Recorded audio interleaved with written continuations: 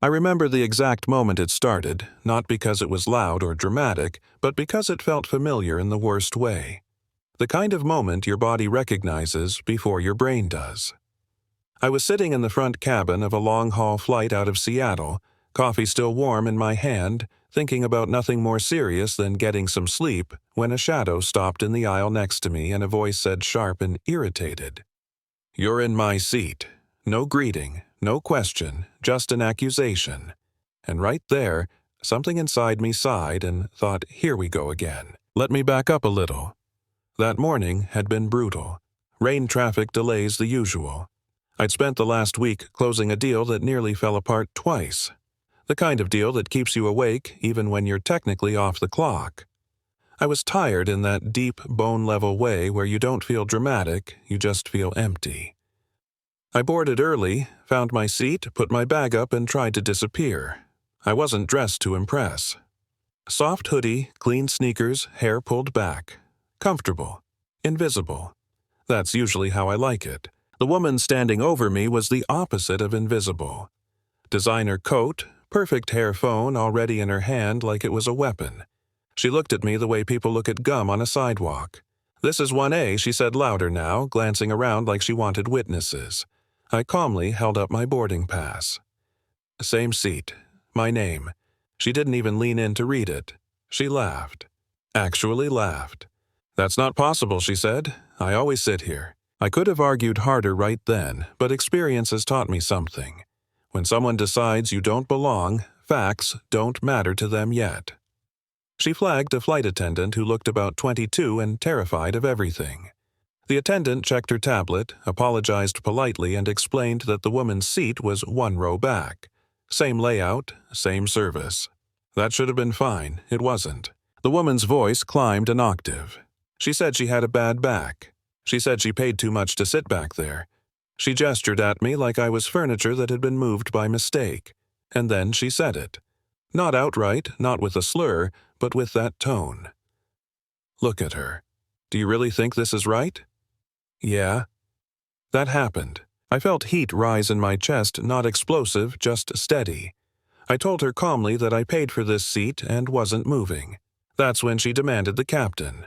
The whole cabin went quiet in that fake way people get when they pretend not to listen while listening to everything. The captain arrived like he owned the air. Tall, confident voice trained to command. He listened to her version first, nodding along, already sympathetic. Then he looked at me. I watched his eyes flick down, take inventory. Clothes, skin, posture. He asked for my boarding pass. I showed him. He barely glanced at it. He said there must have been a system error. He said loyal customers get priority. He said I'd need to move for the good of the flight. I remember asking him, "Are you serious right now? Not yelling? Just disbelief?" He didn't like that. His tone hardened. He leaned closer. Told me not to get smart. Called me sweetheart. Said if I didn't comply, I'd be considered non-cooperative. That word? Non-cooperative. It's amazing how fast authority turns into a threat. I didn't raise my voice. I didn't insult anyone. I just said no, and that was enough. He told the attendant to call security. I felt the eyes on me, some curious, some judging, some relieved it wasn't them. My heart was pounding, but my face stayed calm. I'd been underestimated my whole life. This wasn't new. It was just happening at 30,000 feet. When the captain pulled out restraints, the cabin shifted. You could feel the tension snap tight. He told me I had 30 seconds to stand up or be removed, arrested, banned, like he was reading from a script he'd been waiting to use. I remember thinking, is this really how it ends? Over a seat. I reached into my pocket slowly. Someone gasped. The woman actually screamed that I had a weapon. I didn't. I pulled out an ID card. Not flashy, not dramatic. I handed it to him and told him quietly to call operations and give them my name. He laughed, handed it back like it was a joke, said he didn't care who I worked for. He grabbed my arm. That was the moment something broke. Not in me, in the situation. I looked down at his hand on my sleeve, then back at his face and said, "Let go of me." I wasn't asking. He hesitated. Outside, I could see flashing lights through the window. Airport security was on the way. I made one phone call, a single call. I didn't announce it. I didn't threaten. I just said into the phone, "Hi, this is Naomi Carter. I'm on Flight 771 and your captain is about to have me arrested." The silence on the other end was long. Then a voice said my name like it mattered. When the captain realized who I was speaking to, the color drained from his face. He tried to recover, tried to assert control, but it was already gone.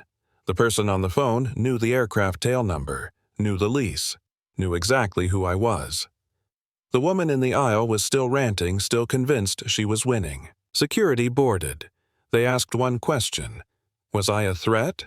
The captain opened his mouth, closed it, said no, and just like that the story flipped. The woman lost it. She swung her bag, hit him, hard, and suddenly the cuffs weren't for me anymore. She screamed about status while they arrested her. I sat back down, took a breath I felt like I'd been holding for years. The flight was delayed. People whispered. Phones came out. The captain avoided my eyes for the rest of boarding. In the air, he came to apologize. Not the corporate kind, the real kind. He admitted he assumed. He admitted he abused his authority. I listened, and then I made a choice. I could have ended his career with a word. Instead, I told him he'd spend the rest of it mentoring pilots who didn't look like him, teaching, learning, earning his way back. We landed smoothly, very smoothly. Cameras were waiting. I said one thing and meant it. This wasn't about winning. It was about reminding people that the ones you overlook, the ones you push, the ones you threaten, might be the ones holding the keys to the whole operation. So here's my question for you. If you were in that seat, what would you have done? Would you have fought harder? Sooner? Walked away? Destroyed someone's career? Or tried to change it? Drop your thoughts in the comments. And if you've ever been judged wrong, underestimated, or told you didn't belong, I see you.